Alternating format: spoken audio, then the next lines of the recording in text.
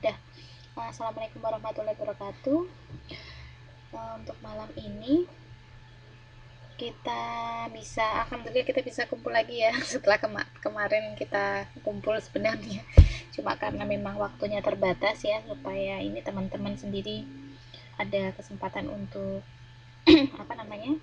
belajar gitu ya, belajar sendiri. Jadi ini kita pepetin gitu ya. Nanti teman-teman kalau ingin ini tanya lewat fisik aja ya gitu, biar gampang ininya melihatnya gitu. Oke, sudah siap listening ya berarti? Oke, kita mulai ya. Kita mulai sekarang. Kita masuk ke modul ke-8 gitu ya. Modul ke-8 ini kita bahas apa sih gitu kan. Jadi karena kemarin itu kita sudah membahas masalah apa ya kemarin, baru tadi malam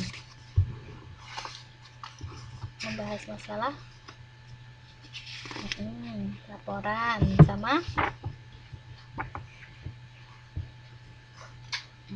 sama proposal bisnis. Nanti oke. Terus kemudian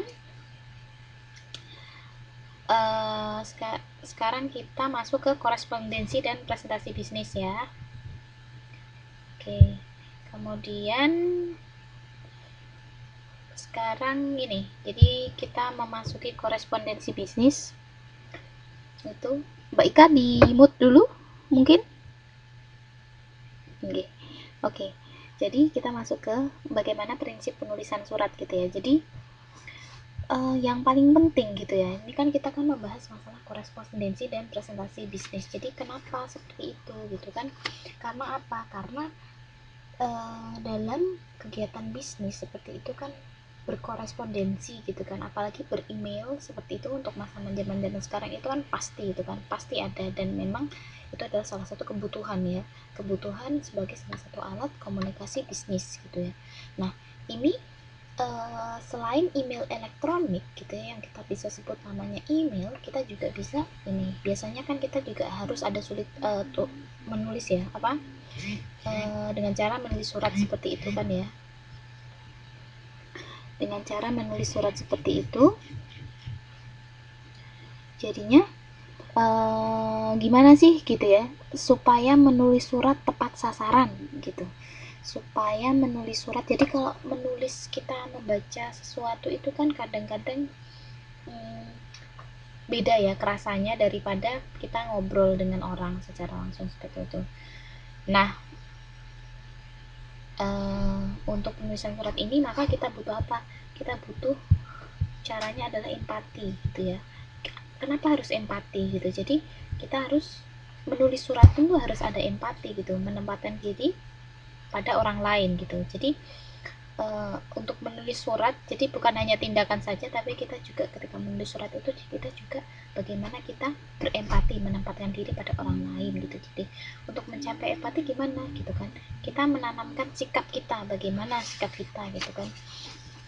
Kemudian kita juga memanfaatkan pengetahuan tentang penerima surat. Jadi ketika kita menulis surat itu, jadi kita menempatkan diri pada orang lain gitu ya. Gimana caranya sih supaya surat itu tuh enak dibaca, dan gimana sih caranya supaya surat itu kena gitu loh. Istilahnya ada kan surat, kita membaca sebuah tulisan yang kena di hati gitu kan. Oh ini aku banget, atau memang pesannya tersampaikan seperti itu. Nah itu namanya kita harus berempati kayak gitu. Terus kemudian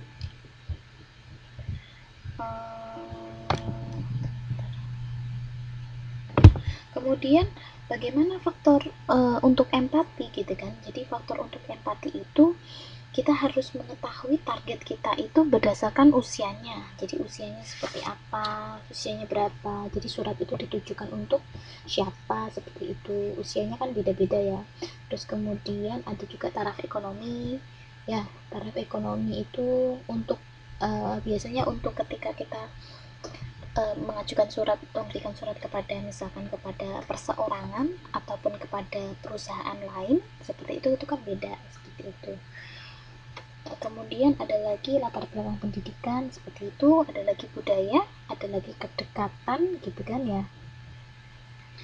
Jadi Kedekatan itu misalkan memang ketika saya sebagai owner gitu ya, saya sebagai pemilik bisnis, kemudian ini misalkan Mbak Esti itu ini nasabah baru saya gitu kan, kemudian Mbak Prima nasabah lama saya, tentu pendekatannya beda seperti itu kan.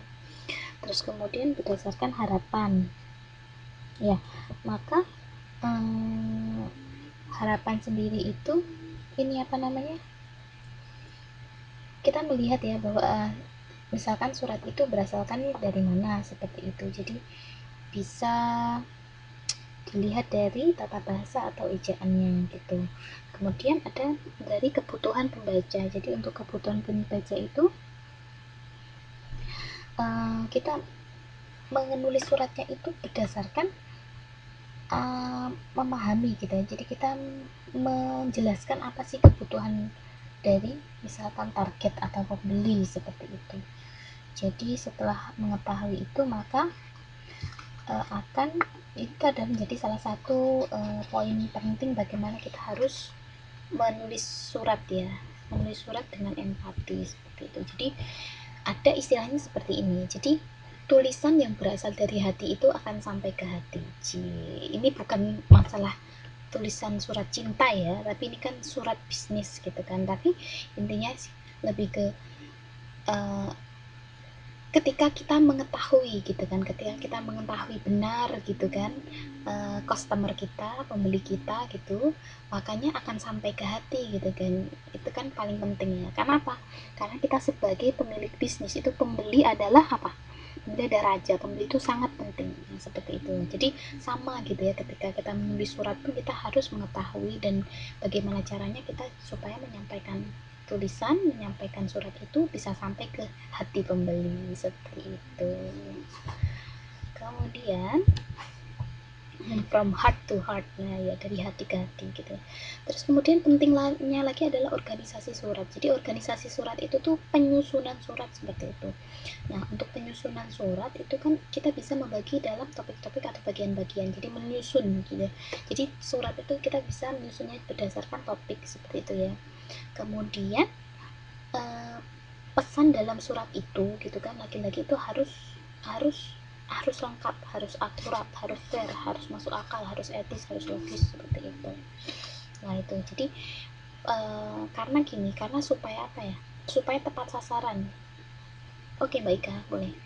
Supaya tepat sasaran gitu ya, jadi kita harus menyusun surat itu sedemikian rupa, sebagus mungkin gitu ya, supaya apa, supaya tujuan kita tercapai dalam penyampaian isi tulisan gitu ya. Jadi kalau tulisan itu kan supaya ini ya, supaya tepat sasaran gitu kan, karena kalau misalkan ada salah kan, kok tulisan nggak bisa ini ya, nggak bisa diulangi lagi seperti itu ya. Nah ini gunanya, jadi manfaatnya untuk pengorganisasian atau surat itu adalah untuk memungkinkan penulisan itu secara ringkas dan akurat seperti itu. Kemudian memusatkan perhatian pada fase tertentu. Kemudian kita bisa menghemat waktu ya kan, menghemat waktu menulis. Kemudian dapat mendukung dukungan psikologis, dan yang terakhir itu adalah pengutamaan. Jadi pengutamaan itu adalah kalimat-kalimat yang digunakan itu tuh menonjolkan tujuan, maksud utama gitu yang ada pada pembaca seperti itu. Jadi istilahnya seperti garis besar ya, garis besar tujuan ditulisnya surat tersebut seperti apa gitu. Nah ini pengutamaan gitu. Oke. Kemudian nah ini yang paling penting yang teman-teman harus ingat, masalah apa, deduktif dan induktif. Ini tolong ini ya, apa, dibuka bukunya sekarang. Jadi ini yang paling penting, yang mungkin teman-teman harus ingat, masalah deduktif dan induktif gitu ya. Jadi gitu kan, kalau di sini di halaman 8.8 ya, itu penulisan secara deduktif itu mengutamakan gagasan besar ya. Jadi mengutamakan gagasan besar, jadi biasanya langsung to the point gitu ya, pada awalnya gitu. Jadi pada awalnya itu uh, langsung to the point gitu. Nah,